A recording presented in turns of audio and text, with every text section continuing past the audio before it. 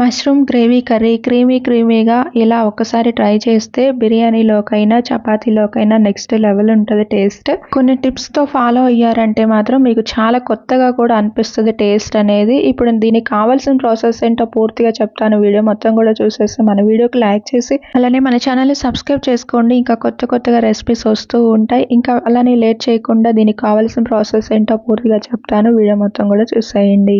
ఒక packet mushroom తీసుకొని ఇలా ముక్కలుగా కట్ చేసుకొని అల్లం వెల్లుల్లి పేస్ట్ 1 స్పూను, దీంట్లోకి ఉప్పు కూడా 1/2 టీ స్పూన్ తీసుకోండి.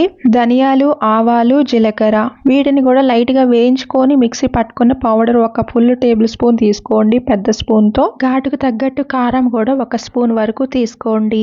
3 స్పూన్ల వరకు అయితే మేగడ ఉన్న పెరుగు అయితే తీసుకోండి. ఇలా తీసుకున్న తర్వాత మొత్తం కూడా బాగా కలిసేటట్టు మిక్స్ చేసుకోండి. ఇలా బాగా కలిపి పెట్టుకున్న తర్వాత 5 నుంచి 10 నిమిషాలు నాననివ్వండి.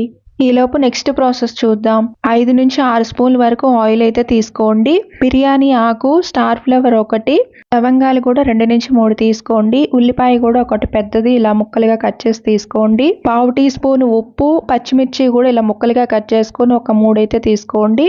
చిటికెడు పసుపు కూడా తీసుకొని ఈ ఉల్లిపాయ ముక్కలు 2 నిమిషాలు మగ్గించుకోండి బాగా. 2 స్పూన్ల వరకు అయితే ఇలా కొత్తిమీర కూడా ఇలా తుంపుకొని వేసుకోండి. ఉల్లిపాయలు మగ్గిన తర్వాత ఇలా కలుపుకుంటూనే ఇప్పుడు దీంట్లోకి మష్రూమ్స్ కూడా తీసుకోండి. ఇలా తీసుకున్న తర్వాత ఒక్కసారి బాగా కలిసేటట్టు మొత్తం కలిపేసుకోండి. ఇలా పెరుగులో మొత్తం కూడా కలిపి పెట్టుకోవడం వల్ల ఇలా మష్రూమ్ అనేది భలే అరోమా కూడా వస్తుంది అనమాట ఉడకక ముందే. ఈ మష్రూమ్ కలుపుకొని పెట్టుకున్న గిన్నె ఉంది కదా, ఆ గిన్నెలో కొంచెం వాటర్ వేసుకొని కలుపుకొని దీంట్లో వేసేసుకొని ఇప్పుడు మూత పెట్టుకొని ఒక 10 నిమిషాల పాటు మధ్య మధ్యలో కలుపుకుంటూ ఇలా బాగా ఉడికించుకోండి.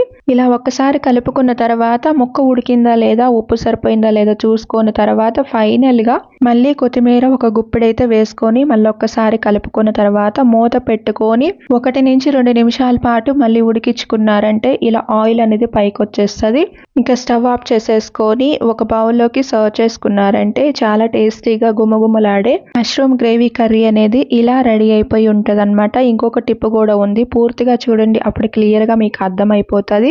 కొత్త మామిడికాయ పచ్చడి పెట్టుకుంటాం కదా, దానిపైన ఆయిల్ ఉంటది కదా, ఆయిల్ ఇలా కొంచెం గ్రేవీ తీసుకొని 2 స్పూన్ల వరకు ఇలా దీనిపైన వేసుకున్నారంటే భలే టేస్టీగా చాలా బాగుంటది అనమాట. పెరుగు మీద మేగడ కానీ లేదా పాల మీద తీసిన మేగడ కానీ ఇలా 1 స్పూన్ వరకు అయితే దీని మీద వేసుకోండి. ఇలా మీరు కూడా ఒకసారి ట్రై చేశారంటే చాలా రిచ్ ఫ్లేవర్ తో, అది కూడా వెజ్ ఇష్టపడే వాళ్ళకైతే ఈ మష్రూమ్ గ్రేవీ కర్రీ అనేది చాలా బాగా నచ్చుతుంది. బిర్యానీకైనా చపాతీకైనా ఎప్పుడూ తిననంత టేస్టీ ఫ్లేవర్ తో అయితే చాలా బాగుంటుంది. ఇంకెలా ఒకసారి ట్రై చేయండి. అలానే మన ఛానల్ సబ్స్క్రైబ్ చేసుకోండి, వీడియోకి లైక్ చేయండి. Thanks for watching.